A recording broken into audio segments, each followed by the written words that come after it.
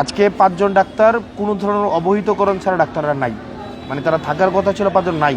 আর মাঝখানে গতকালও অনেকে আছে নাই।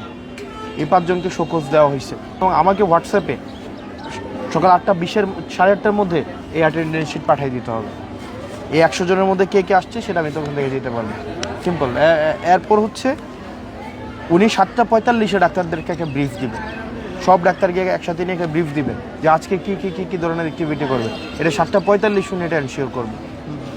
আজকে 5 জন ডাক্তার কোনো ধরনের অবহিতকরণ ছাড়া ডাক্তাররা নাই, মানে তারা থাকার কথা ছিল 5 জন নাই। আর মাঝখানে গতকালও অনেকে আছে নাই। এই 5 জনকে শোকজ দেওয়া হয়েছে, কারণ দর্শানোর নোটিশ দেওয়া হয়েছে। আপনার কারণ দর্শানোর যদি মনে হয় যে কনভিন্সিং, দেন আপনি আপনার অ্যাডমিনিস্ট্রেটিভ ব্যবস্থা নেবেন। আর যদি মনে হয় যে কনভিন্সিং, আপনার অ্যাডমিনিস্ট্রেটিভ যে ধরনের ব্যবস্থা আছে আপনারা সেই ধরনের ব্যবস্থা নেবেন। আপনি পিপলটা সার্ভিস দেবেন, আমি আপনারা সার্ভিস দেবো। আর আপনারা এখানে ডাক্তার আছেন, আপনাদেরকে আমি ডাক্তারি শেখানোর এই দুঃসাহসটা আমি করবো না।